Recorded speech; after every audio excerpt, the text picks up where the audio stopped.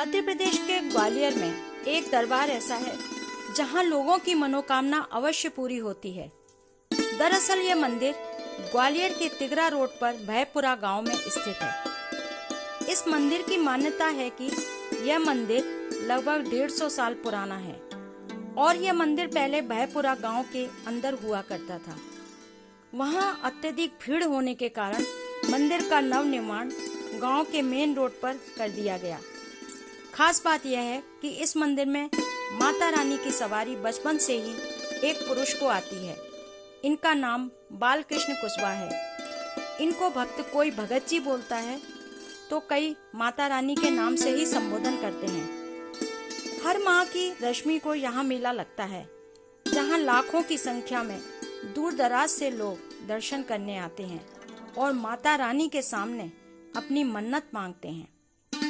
कई लोग मन्नत पूरी होने पर माता रानी को चांदी का हाथों के लिए मन्नत का कड़ा मैया को पहनाते हैं। यह मंदिर पहाड़ों और हरियाली के बीच में बसा है। मंदिर में दिनांक 22 मार्च को श्री भागवत मंदिर के अनुयायियों द्वारा बैठी थी और समापन 30 मार्च को हुआ। समापन पर लाखों लोगों का भंडारा किया गया। मंदिर में भक्तों के अलावा राजनीतिक लोग भी मंदिर से जुड़े हुए हैं और मैया के दर्शन करने मंदिर में आते रहते हैं। कहा जाता है कि बालकृष्ण भगत जी के दादा चौथे राम कुशवाहा इस मंदिर में पूजा पाठ किया करते थे। बस उन्हीं की पूजा से प्रसन्न होकर माता रानी ने उनके नाती बालकृष्ण भगत जी पर अपनी ऐसी कृपा बरसाई है कि भगत जी को बचपन से ही जो बोलते थे वो बात सही होती थी। इसी प्रकार वो किसी को भी जो भी बोलते थे बस वह काम लोगों का पूरा हो जाता था। माता रानी की कृपा से उनकी कही हुई बात से लोगों को हर प्रकार की जानकारी मिलने लगी। बस तभी से यहाँ काली माता का दरबार लगने लगा और यहाँ मंदिर में जो लोग आते थे उनकी मनोकामना पूरी होने लगी। मंदिर में कई भक्त जिनके परिवार में कोई गंभीर रूप से बीमार है या किसी को लीवर, किडनी और कैंसर जैसी घातक बीमारियां हैं, वो अपनी आस्था लेकर मंदिर में आकर माता रानी के दर्शन करते हैं और भगत जी के कहे अनुसार वो सभी लोग वहां बनी धर्मशाला में 10 दिन रुककर रोज माता रानी के दर्शन कर अपनी खतरनाक बीमारियों से छुटकारा पाते हैं। और जिन लोगों पर भूत पिशाच का साया होता है उन लोगों को यहाँ मंदिर प्रांगण में कदम रखते ही भूत पिशाच सब भाग जाते हैं। यहाँ तक कि जिन स्त्रियों को पुत्र प्राप्ति नहीं होती, यहाँ मात्र दर्शन और मंदिर की 5 परिक्रमा लगाने से माता रानी की कृपा से उनको पुत्र प्राप्ति हो जाती है। इसलिए यह मंदिर अपने आप में खास अहमियत रखता है। मंदिर में दर्शन करने आए कुछ राजनीतिक लोगों से इस मंदिर को लेकर हमने चर्चा की। भारत भूमि संतों की भूमि है, देवताओं की भूमि है। हमारे पास देश के अंदर जो शक्ति के रूप में कई स्थान हैं, संत हैं, महात्मा हैं।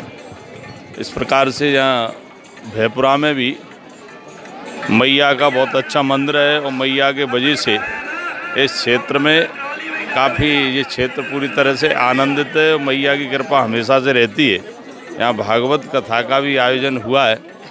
महाराज जी के हमारे मैया की कृपा के वजह से पूरे क्षेत्र के लोग यहाँ आते हैं और मैं भी कई बार यहाँ दर्शन के लिए आता हूँ। क्योंकि मेरा क्षेत्र है, इसलिए मैं ऐसा मानता हूँ हम सब लोग बड़े सौभाग्यशाली हैं कि हमारे बीच में हमारे भगत जी और मैया के वो अनुयायी हैं, भगत हैं। और जिस तरह से क्षेत्र पे असीम कृपा मैया की है, भगत जी की है, हम लोग इसमें अपने आप को गौरवान्वित महसूस करते हैं। और धार्मिक आयोजन की वजह से हमेशा उस क्षेत्र में जहाँ धार्मिक आयोजन होता है वहाँ की वह कहते हैं कि पुण्य की जड़ पाताल में होती है। यहाँ पुण्य जो होता है निश्चित रूप से लोगों को एक आशीर्वाद मिलता है और ईश्वर का भी बहुत बड़ा आशीर्वाद है कि हम लोग इस देश के निवासी हैं और जहाँ संस्कृति और धर्म की पूरी तरह से एक लोगों के मन में जो भावना सद्भावना रहती है जो हमारे संस्कारों में है, इसलिए आज हम यहाँ हैं। मतलब कितने टाइम से आप जुड़े हुए हैं और क्या महिमा क्या है इस मंदिर की महिमा क्या है जो अचानक से इतना देखिए, मंदिर की और मैया की अपने आप में बहुत अटूट महिमा है। जैसा हम श्रद्धा बना के, जैसे मन को लेके आएंगे, जैसे श्रद्धा भाव से हम अगर कहीं दर्शन करेंगे तो निश्चित रूप से मैया का आशीर्वाद मिलता है। अच्छे मन से किया हुआ काम हमेशा सफल होता है। मुझे तो यहाँ हमेशा मैया का आशीर्वाद रहा है, जनता का आशीर्वाद रहा है, इसलिए मुझे बार बार यहाँ सेवा करने का अगर अवसर प्राप्त हुआ है तो इसमें जनता जनार्दन का भी आशीर्वाद है और विशेष रूप से मैया का भी, भगत जी का भी आशीर्वाद है।